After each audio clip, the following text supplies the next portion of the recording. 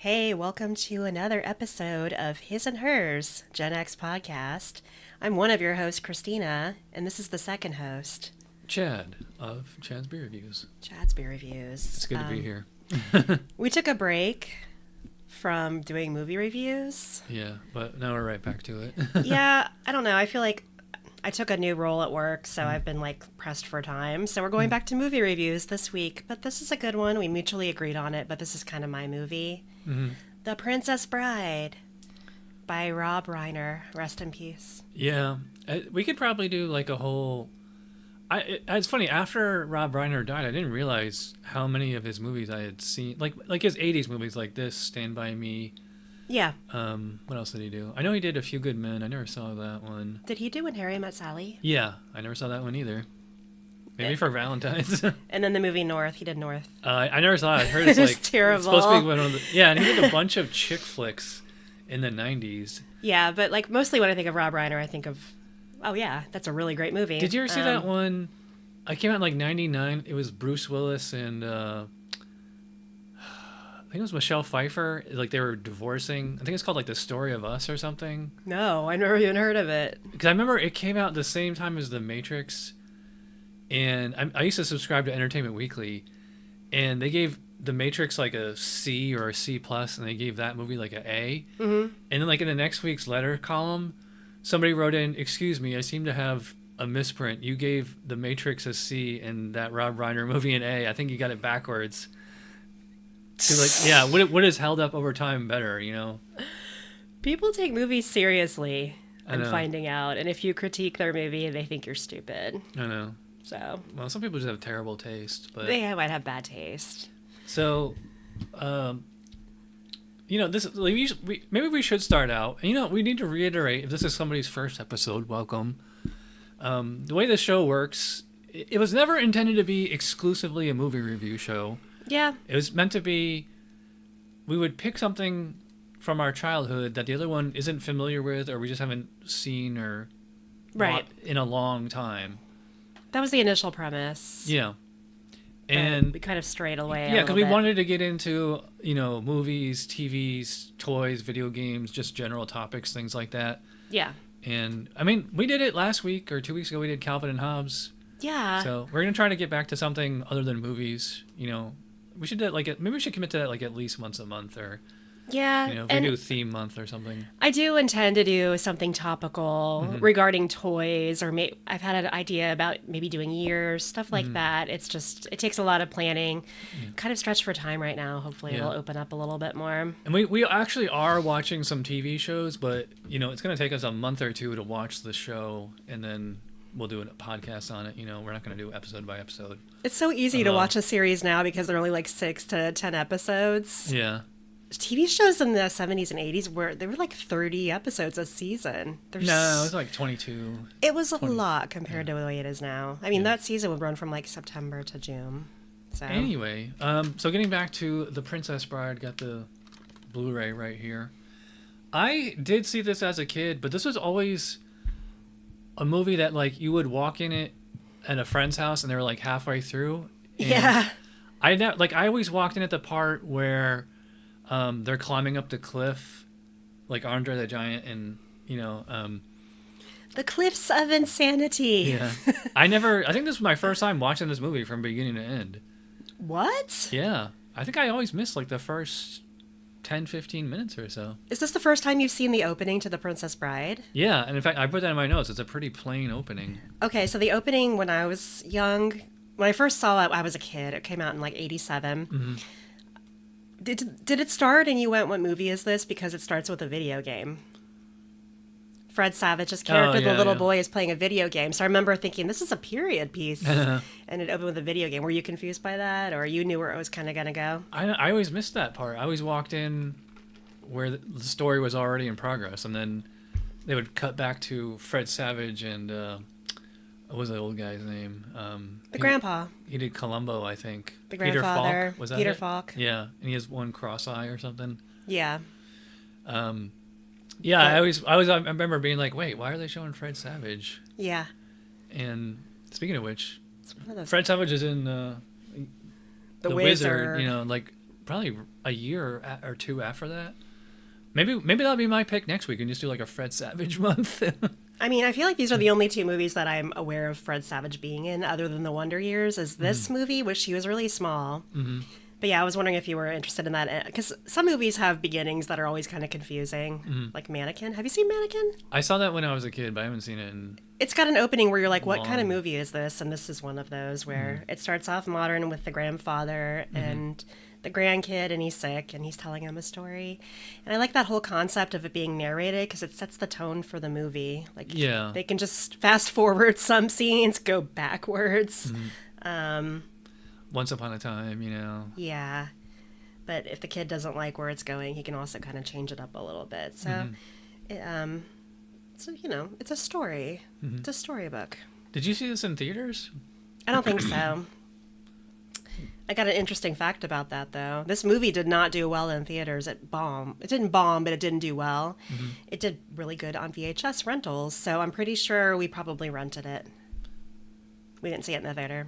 I know. I think I was looking this up on IMDb, and I think it never even broke even. Like, it's still all these years after, still at a loss. Like, I think it was like 15 million budget, and it only recouped 13 million or something. Yeah, but that movie sold so many copies of VHS, Laserdisc, DVDs. I might be thinking of a different movie, so forgive me if I'm wrong. Yeah, I feel like this has become a lot bigger than maybe they intended it to or thought it would. It's done really well. I mean, there's really nobody in the cast that's a major star other than Billy Crystal.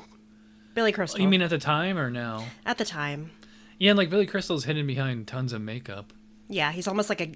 It was probably a favor to Rob Reiner because he shows up, but no huge stars in this. I mean, like... You could sort of say Andre the Giant because he was huge in pro wrestling back then. Yeah, but this was his only movie? Or, I don't know. He's been in a couple... Yeah, he doesn't do a lot of speaking roles. It's funny, like the way he talks. It's like he has this really weird... He's actually French originally. Did you know that? Yeah.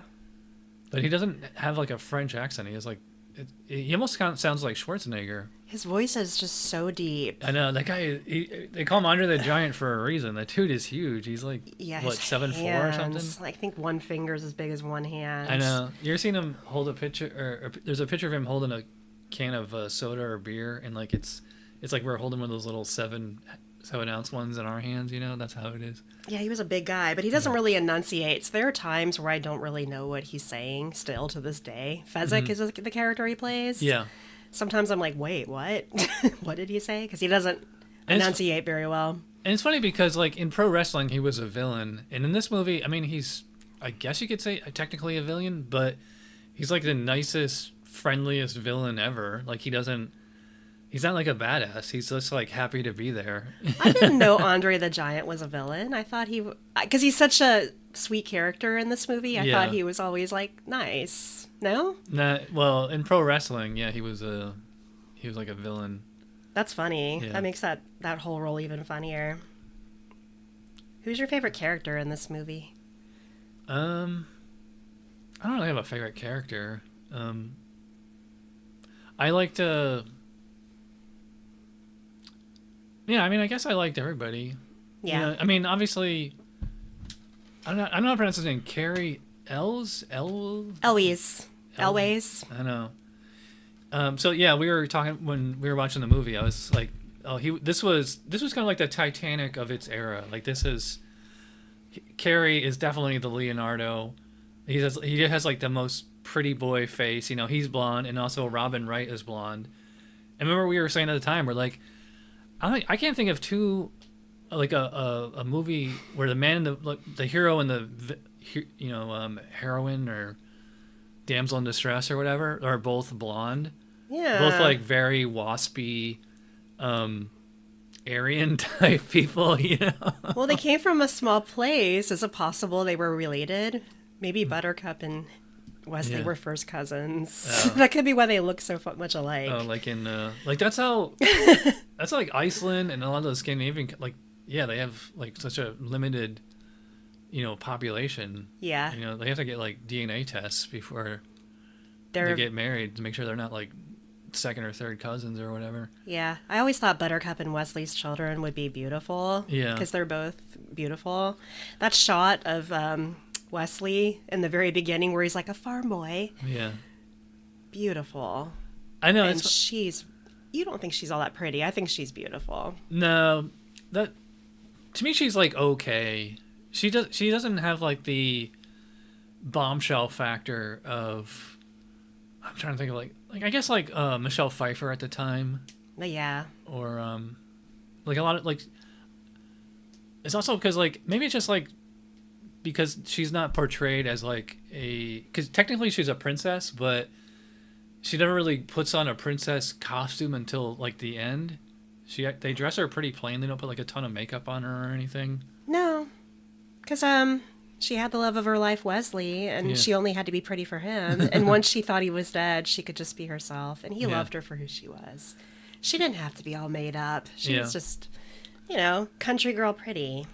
But at the time we were watching this, I was having flashbacks to when I watched this as a kid, and I remember as a kid not liking her hardly at all. Like when she's, betrothed or whatever to the Prince the douchebag prince, Humperdinck, yep. And she's like, my Wesley will come save me. She's like all like uptight and snotty and just like, you guys are gonna get yours, and like she's not a character you want to root for. At the time, I was like rooting against her. I'm like, why does this guy want to save her? This lady's like nasty. She's such a whiny. It's funny, when I was a little kid, I thought in the meeting where she's being like, farm boy, fetch me that picture. I thought she was being kind of bossy and mean to him. As a kid, I thought that. And I was an adult. I'm like, oh, she was just like flirting with him in a way. I don't know. I'd have to rewatch it. Because to me, even now, it still did seem like she was being pretty bitchy and like, like maybe she had like a crush on him or something, but she didn't take him seriously as a possible husband or something. No, I think she did. Yeah. I think she loved Wesley. Yeah. Although I will say, like, everybody in this movie is playing these characters as characters. Like they don't have like a whole lot of depth of them. They're just kind of like standard fairy tale characters. Yeah, they have like 5 minutes to make an impression, basically. Yeah. They don't spend a lot of time on them, except for the main characters. It's a very lighthearted story. Like, I don't know, would you call this movie a comedy or a fantasy? It's both. It's considered like a fantasy movie. Because obviously it's of this world, but it's not. Mm-hmm. It is like another world. But I do think it's considered a comedy, too, because, I mean, there's some funny scenes, like with... Miracle Max, and like the dialogue is just very, and it has not laugh out loud funny, but it's clever. It's clever. Well, I think it's just like a campy vibe. It has like this whole movie could have been they could have made this as an animated movie, and it would have been just as fine. Would have been a lot better than Last Unicorn or Return to Oz or something like that. Yeah, I mean it's very much self-aware that it's. Right. A storybook tale. Right. But they're able to pull it off, I think. And also the fact that it's told as, a grandfather reading a book to his grandson, and then they're just acting it out. Because it's like, if you read those Grimm's fairy tales or any of those old-timey novels or, fairy tale stories, like, if you portrayed them literally, that's how it would look. And Rob Reiner took, like, the approach of, like, hey, let's make this, like, kind of like I'm going to say self-aware, because it's not like a Mel Brooks or like a Zucker, like parody type movie. Mm-hmm. Yeah. Although I think they could have done that. Then it would just be like a balls out, comedy. Yeah. But there's a lot of sarcasm in this movie. It's a very sarcastic movie. Yeah.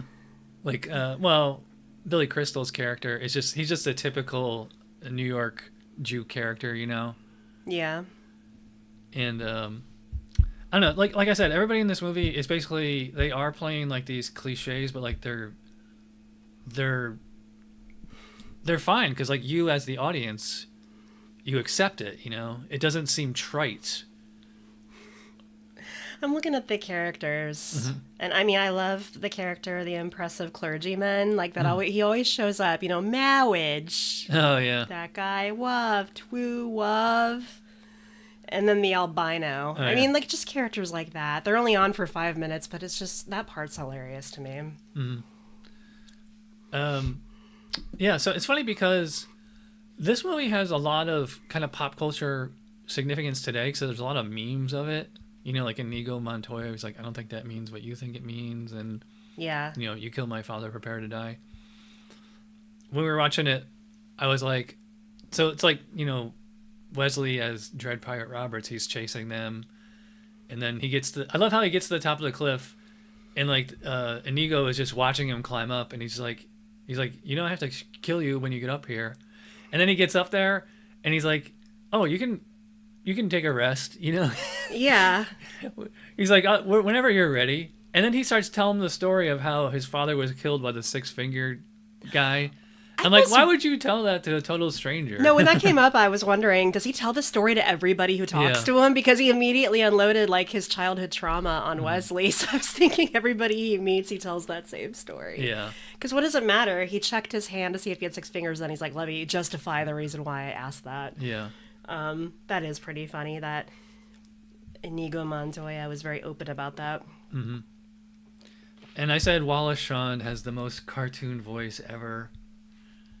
He was the dinosaur in Toy Story. Did you ever see Toy Story? Yeah. Yeah. So he's like Gilbert Godfrey. I always loved Gilbert Godfrey's voice. Yeah. In the same way, Wallace Shawn is very distinct. You would know it. He's got the lisp. Yeah, he kind of reminds me of George Costanza on Seinfeld. Like when George like really flies off the handle and like he starts yelling and stuff. That's how Wallace Shawn is like through the whole movie. Yeah. I feel like he was perfect to play that character, Vizzini. Because he's just so loud and confident, but he's so stupid. Yeah. So it's just... He thinks he's smart, but, well, I guess relatively speaking. Yeah, that character could have been, like, totally unlikable and just a total asshole. Yeah. But the way he played it, it's hilarious. You wouldn't want to know this guy for real, but it's comedic relief. Do you remember the first time you watched it and the showdown with him and Wesley with the poison drink? Like, I remember as a kid watching that, and I didn't get it, and like, or I should say I didn't see it coming. Is that, Yeah. Like, technically Wesley kind of cheated on that because it was supposed to be like a battle of wits or a battle of the mind, but it was like he just said, "Oh, I have a, he built up a tolerance to this poison or whatever." Yeah. So he's like, "Yeah, they were both poison." So Wesley, here's my theory. Wesley didn't kill Inigo or Vizzini. He just like knocked them out because they weren't threatening his girl. When he walked up on this guy, he had a knife to his girl's throat. So he's like, oh, I got to kill him. I think that's why he just went ahead and killed him. He was like more of a threat. Yeah, I never really thought of that until now. Me neither. I just came up with it. And also because the other two guys were like nice, and it's like They were. I mean, yeah, they were nice guys. yeah, ultimately. they would have to do this like as like a R-rated movie where like the villains are just, you know, cold, hard steel villains, you know. Yeah. They can't, like, these guys are likable. They're joking around. Right. Because they don't really want to hurt anybody. I mean, I guess Inigo could have killed him, but he didn't. Yeah, this is PG or PG-13? Yeah, what is this movie rated? It's PG. It's PG, okay. Yeah. Although there was, I was surprised. Like, there's no real bad language in it. There is some parts, like, with the sword fighting where the sword actually pierces it, and, like, you know, Yeah. Inigo takes, like, a sword to the gut, and I'm like, that seems, that's pretty intense for a PG movie. And they had PG-13 by then. I know, I'm kind of surprised, too. I mean, I did see it when I was, I don't know, 8 or something. But I guess there's some violence there with the rats of unusual size biting his arm. Oh, yeah, that always creeped me out as a kid. Yeah. And, like, I never noticed it until the other day. Is like when he actually like stabs the rat and like you hear it like moaning. I was like, yeah, oh, that's... the rat's like suffering and he doesn't kill him off right away. That bothers me. They could have just done that off camera. You know, he could have like you just see it like go out of frame. Yeah, you're right. It's like gratuitous violence that just goes on a little too long. So I don't know if that was necessary. And then this is one of those movies from the 80s that convinced me that quicksand was everywhere. And like you could just be walking along and get sucked into the earth. I know. There's a lot of swamp scenes in movies back then. And Cartoons too. Yeah, cartoons. I remember even like books that we read in school, like in elementary school. Yeah. Like those science magazines for kids, they show you like how to make quicksand at home. Yeah. But And it was just, I don't know. It's always like portrayed as like a slippery hole you just fall into, which is terrifying. But this was one of them. Some trivia. okay. Christopher Guest, who played the Six-Fingered Man, stayed in character the entire time. He was one of those method actors, I guess. Oh, So really? everybody was really creeped out by him in real life, too, because he just was that character the entire movie. Really, that's weird. Yeah. I didn't know that guy was a character actor. Wasn't he like in Spinal Tap?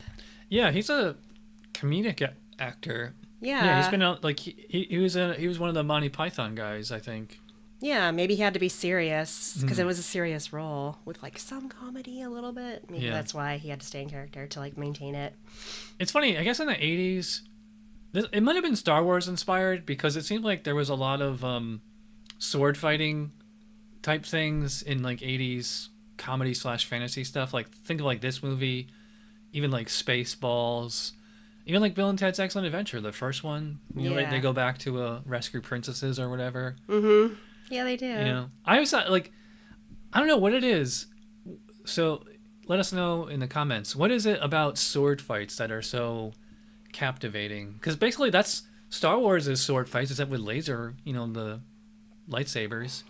I know. I love the sword fights in Kill Bill too. I feel like this is like one of the best sword fighting because obviously these guys it looks like they spent a long time learning it. I don't think it was stunt doubles. I think it was these two actors, Mandy Patinkin and Carrie Elwes. Maybe. I mean, the because flipping part, no, that's an actor, but they were doing a lot of it.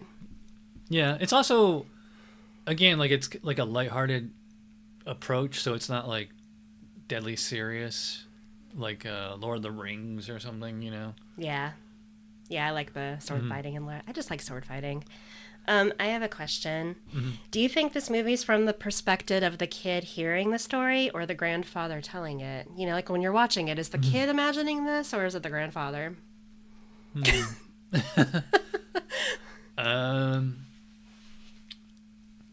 Yeah, I guess it's I think it's probably the grandfather. Because remember, Fred Savage keeps going, they're kissing again. Is this a kissing story? Yeah. You know? I feel like it is too. So the kid may have a completely different notion of how this movie unfolds. There was a couple funny parts where the grandfather gets interrupted and he comes back and then like they kind of like fast forward the footage. He's like, oh wait, we already did this, you know? Yeah. That's kind of like, that's something you would see like on The Simpsons or... Yeah, or the movie would be playing and you'd hear the grandfather's voice, like, those are the shrieking eels, but it's his voice superimposed on the character. That happens a few times. I don't know, I just feel like this is a very clever movie. I wrote down, I wonder if this movie started the douchebag prince cliche. Who's a douchebag prince? In Spaceballs. Remember in Spaceballs? No, we have to watch that one again. I don't remember. I don't remember anything about Spaceballs. It's like almost a very similar. Like the Princess Daphne is engaged to this guy who looks like Prince Valiant or whatever. He's like always falling asleep. Okay. Yeah. Or like Lord Farquaad and Shrek, like that. Yeah, and it's always like. You mean Humperdinck? Yeah. Okay, I thought you were talking. Okay, yes, Humperdinck is a douche. Yeah, totally. He's like a Zap Brannigan on Futurama. Yeah. You know, like he claims to be like super brave and bold, and he just makes everything up. Yeah, he's a he's a coward. Yeah. He's such a coward, and she was right not to want to marry him. Yeah, I would say. He was That's like every fairy tale is always a girl who's engaged to somebody she doesn't love, you know? Yeah, I guess so. But that's how it was back then. Like, people didn't really marry for love until, like, the 19th century. Oh, yeah, people married out of... Women married out of necessity. They had to. So Yeah, or their parents arranged the marriages for them. They still do that a lot in, you know, overseas. That's probably what happened in this situation. We don't know how Buttercup ended up with Prince Humperdinck. Did he just go to her village and pick her? They should have explained her name. How do you get is Buttercup her first name? Like, that's like the name you give a horse or a pony. You know, did somebody name a baby Buttercup? We don't know anything about her other than she grew up on a farm. Yeah, and she's very whiny. No, You don't she's think so? not. I Yeah. don't think she's whiny. I think she's like willing to die over marrying this man. Yeah. She would rather die than be married to Humperdinck. She's She's a just woman of principles. yeah. She's like the Harlequin romance novel character. Mm-hmm. Although I've never actually read one of those. I'm just kind of going off What you know of it? like the covers and the cliches and all that. Yeah. I don't know. I feel like she chooses death over coercion, so she's kind of cool. Maybe she's whiny. I never noticed her as whiny. You know what they could do? They could make a prequel to this movie where they show Wesley going from farm boy to pirate, and they could probably play it straight. Mm-hmm. Because he's essentially like a Batman. He's probably supposed to be like Zorro. He's kind of like the English Zorro. Yeah. Like, how do you go from a farm boy to, not just a pirate, but he's like this awesome sword fighter, and he can defeat all these villains single handedly. I said Wesley's like the English Batman. I always wonder how much time passed between him leaving and him becoming a badass, like a ninja type guy. Yeah, I mean, you can kind of give it a little benefit of the doubt. It's a fantasy, it's a fairy tale.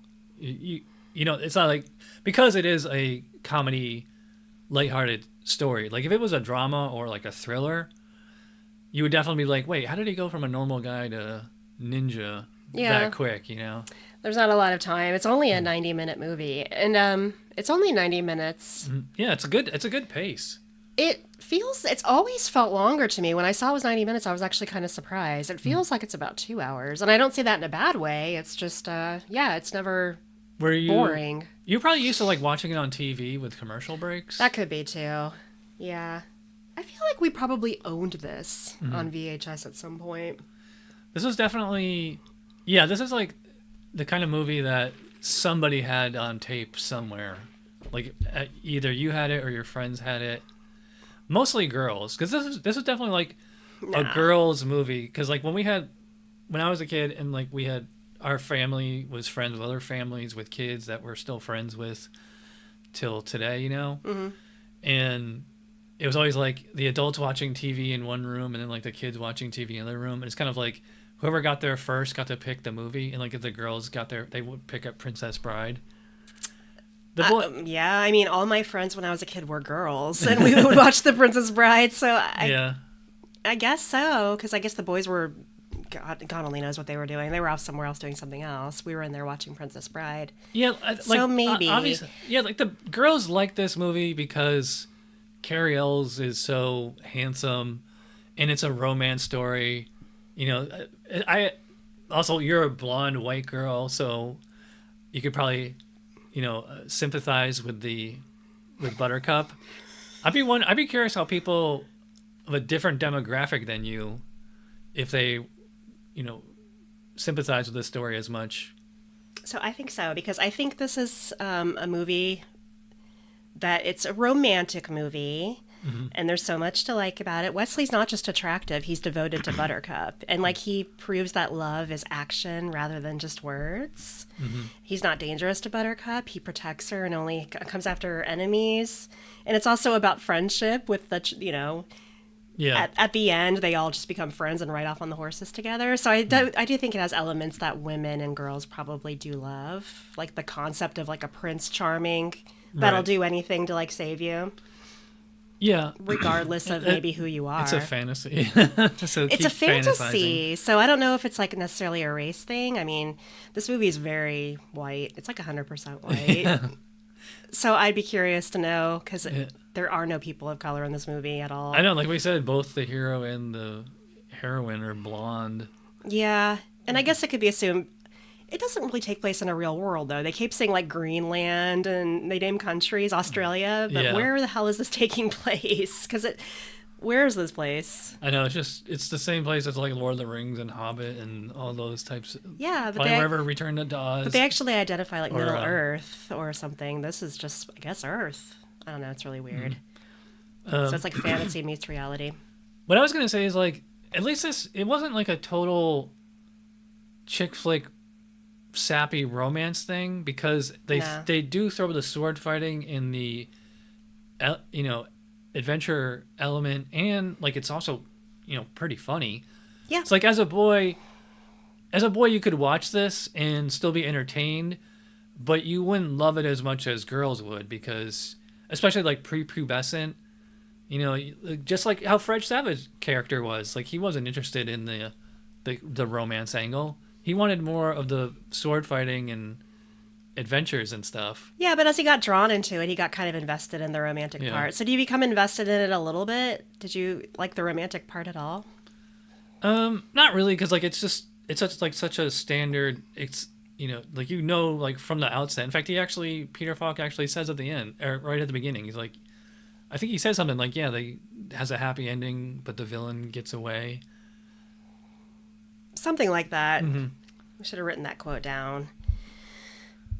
I don't know. I feel like this is just a good fantasy movie, and I know when you showed that you had it, I was like, oh, I love this movie. Let's watch this. I can always watch The Princess Bride. I know. I used to. I told you this before, but back in the late '90s, early 2000s, when like before real social networking, people would always have like these surveys they would forward to each other, and like in college, you would print it out and like pass it around, just like totally random questions. I made one up and I said, like, what's your top 3 favorite movies? And whenever I gave it to a girl, this would almost always be one of the 3. It was always Princess Bride, Top Gun, and The Notebook. Well, that's later, obviously, but... Yeah. I don't think it would be top 3 for me now, but certainly in the 90s it might have been top 3, because this came out in 87, so it would have been kind of new. But yeah, I always feel like this is my mom and my sister love this movie. Yeah. So it's a white girl movie. But is it? If you're not a white girl, comment down below if you can identify with this movie and just the story, or if it's... Yeah. Or you can't. I don't like it as much as you did, obviously, but I don't dislike it at all. Like, of all the movies you've picked, this is probably the best, or one of the best. Thank you. Like, I could rewatch it with I think there's a Rob Reiner running commentary. That might be interesting to listen to. Yeah, commentary would be good. I don't want to watch any making of. I don't want it to be spoiled. I feel like when you watch a making of, it kind of spoils it for you. I know, it's funny. I spent so much money on like these Blu-rays and years ago DVDs, and before YouTube, that was how you got all the behind-the-scenes information. Yeah. And now there's just tons and tons of YouTube channels. All of them are just AI slop channels of they're just regurgitating. They're just going on IMDb and then taking all these trivia facts and making them into videos. Yeah, they sure do. I used to buy concerts. Like when I would love a band, I would buy DVDs just for the bonus material, like interviews and stuff like that. And yeah, I feel like that's kind of dying out a little bit. Yeah. Yeah, so I liked it. I don't love it. But it's good. And like this is it's a pretty family friendly movie too. Like you could watch this with little kids, and there's no especially scary parts that I can think of. I mean, okay, so I watched this when I was a kid, and this is not considered... Well, the fire swamp thing, maybe. Yeah, but this isn't like one of those movies that traumatized me. I think it's pretty benign overall. Even the rat scene, it's just like, it's okay. Yeah. But I do remember being nervous when I saw that as a kid, because like they're going into a swamp and like the music gets really ominous, and then these flames just burst out of the ground. Yeah. I was like, how does he know where the flames are going to be? Because he heard, and I don't know. Some sort of sixth sense that he had. He heard and he would lift her out of the way. But yeah, fiery swamp with big rats. Terrifying. I guess that's about it. I don't have anything else to say. Do you know what we're doing next week? Do you want to... do you have a movie pick, or are we doing something different? It'll be a surprise. Okay, so we're still planning it. Yep. All right, so that wraps it up for our review of The Princess Bride. Princess Bride by Rob Reiner. Yep. Oh, yeah, he also did Stand By Me. That was the one I was trying to think of. Oh, I love Stand By Me. All right, we'll see you next week. Smell you later? Yep. See you on the flip side. Bye. Bye.